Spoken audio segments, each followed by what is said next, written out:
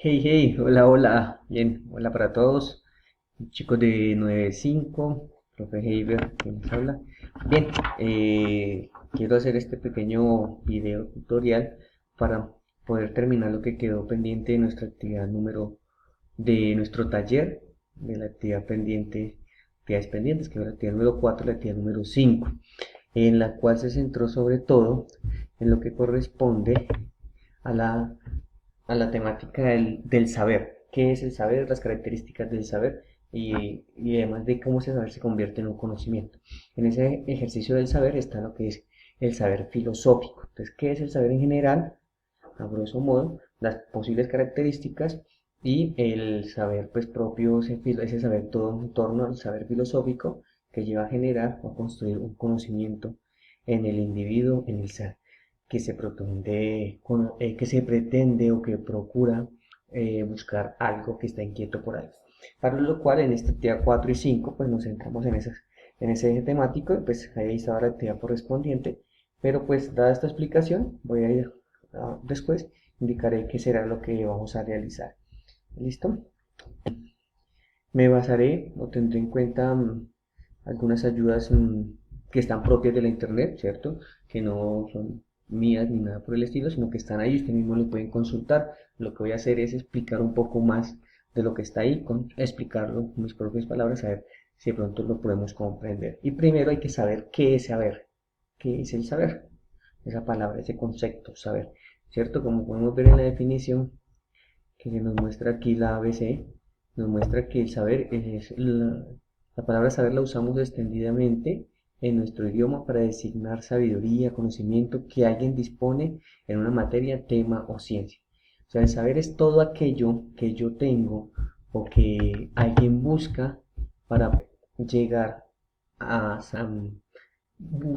puede llegar a encontrar, ¿sí? Todos queremos saber, si hay como dice la palabra, queremos buscar, saber algo, entonces buscamos la forma, las estrategias. Entonces, ¿a qué se le atañe esta palabra, a este concepto saber? A lo que yo de una u otra manera puedo llegar a descubrir por mi propia cuenta o por ayuda de alguien o algo, descubro esa, esa realidad, ese concepto, esa teoría, ese tema, esa ciencia o demás.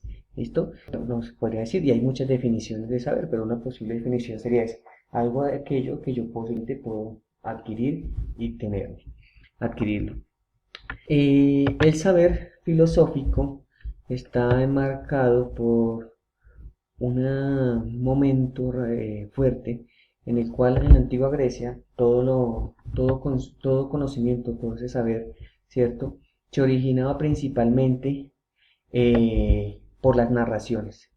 Se daba por la narración. Entonces, al haber una narración, se generaba el saber. Entonces, esa tradición griega de las narraciones que yo reuní a un curso, narraba ciertas cosas, ciertos sucesos que yo había visto, que yo había escuchado, que yo había vivenciado, los narraba y al narrarlos pues se generaba un saber en ese grupo, con ustedes posiblemente, ¿cierto? Esto que estoy haciendo los narro genera un conocimiento en ustedes, una inquietud y queda en nuestra mente, en nuestro cerebro y ahí lo vamos guardando. Entonces, esa narración, primeramente ese saber se daba de manera verbal, oral, a partir de las narraciones. No todas las narraciones eh, eran verdaderas, sino que ciertas narraciones se daban a partir del mitos. Los mitos, que sabemos que los mitos es aquel ejercicio de los dioses, de los fenómenos, de los elementos que pasaban y demás.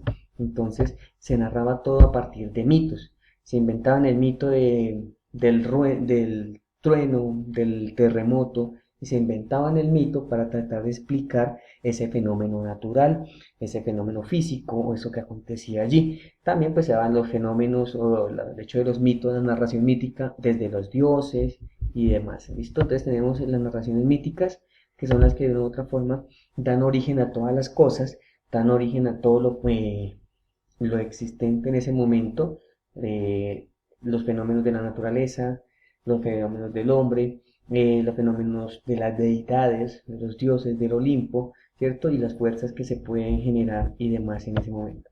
Eh, el mito era la forma más tradicional o la forma necesaria para explicar todo lo que comprende los fenómenos, y se daba ese mito como un saber. Quien lograra conocer, saber más mitos, tenía un saber, era el sabio del momento. Entonces se da el pensamiento mítico, pero ese pensamiento mítico más adelante, con el paso del tiempo, con el paso de los siglos, va a cambiar, va a ir un poco más allá y nos va a mostrar esa evolución del mito al logos, o sea, del mito a la razón. Entonces todo ya se empieza a explicar de la razón, desde el pensamiento, por eso genera ese saber mítico generaba un conocimiento. Entonces, muchos relatos míticos suelen narrar acontecimientos, como dice aquí, de tiempos, de características de sus seres humanos, poseen carácter sagrado, ¿sí? No todos los relatos simples son relatos de historias pasadas, sino que determinan el presente, el futuro, los sentidos intemporales, se trata de historias de valor y demás. En la construcción de los relatos, a veces suelen ser comunes y no suelen tener elementos propios, como es el antropomorfismo o antropomorfización, ¿cierto? Se le atribuyen ciertas características, se les daba personificación, se les daba arbitrariedad, cierta característica y demás. Como lo dije hace un momento también, había relatos de diferentes maneras para poder explicar los fenómenos naturales, los fenómenos del terremoto y demás, y habían ciertos tipos de mitos, que era el cosmológico, que pues el que lograba explicar lo que constituye el mundo, el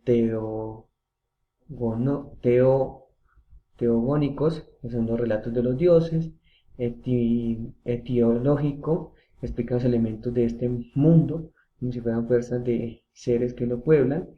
Están los escatológicos, que narran cómo acontece el fin del mundo.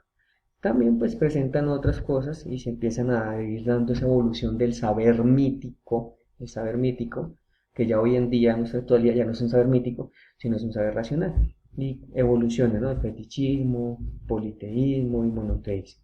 ¿Listo? Eso correspondiente hacia al saber rápidamente. ¿Qué características tiene este saber? En ese entonces, en ese acontecer y hoy en día, pues se siguen teniendo ciertos elementos propios del saber, que yo siempre les he indicado, ¿no?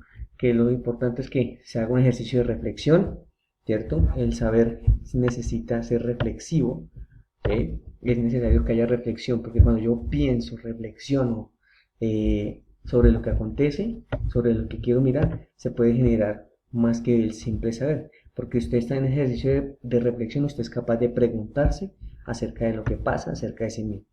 En ese ejercicio del saber, es otra característica del saber, está el ejercicio de que sea un ejercicio, de que sea un elemento, un hecho de la razón. No es porque simplemente me lo imaginé, empiezo a reflexionar y a racionalizar, no.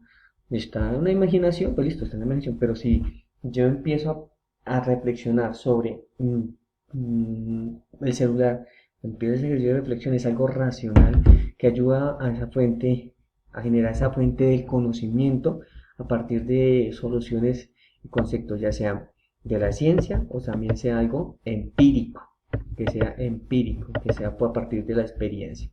También esa característica es un saber sistemático. El saber filosófico, que ya hemos venido diciendo que aparte del mito, saber filosófico, pues está la reflexión y además de la razón, es un saber sistemático, ¿sí? Está organizado, está debidamente estructurado en todo nuestro elemento.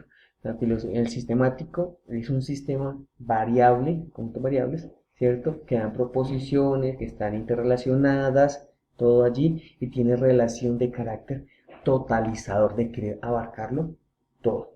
¿Listo? Ese es el sistemático, pero que aquí sigue la otra característica que es el sistema, son los sistemas, que pueden ser sistema abierto o cerrado, es decir, aunque es totalitario, pero está limitado, pero también está disponible para. Están los dos elementos o los dos caminos, las dos corrientes para llegar allí. La filosofía sería un sistema abierto, ¿cierto? Porque incorpora constantemente las variables del resto de los sistemas. Es decir, que en la filosofía se utiliza o se ve más el sistema abierto. En otras formas de conocimiento, en nuestras formas de adquirir conocimiento, adquirir saber, es una forma más cerrada. En la filosofía se utiliza la forma de un sistema más abierto. ¿Listo?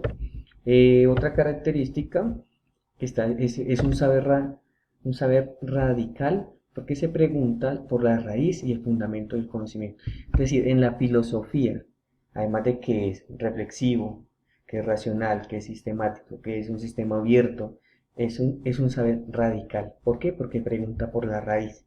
Pregunta por la raíz y el fundamental. ¿Listo? Por la raíz del problema, va la problema. Además de eso, otra característica hay que tenerla en cuenta, el saber filosófico es un saber global, integrador y unitario. ¿Listo? ¿Por qué global? Porque lo quiere abarcar todo. Integrador porque global porque lo quiere todo. Integrador porque recoge de todos.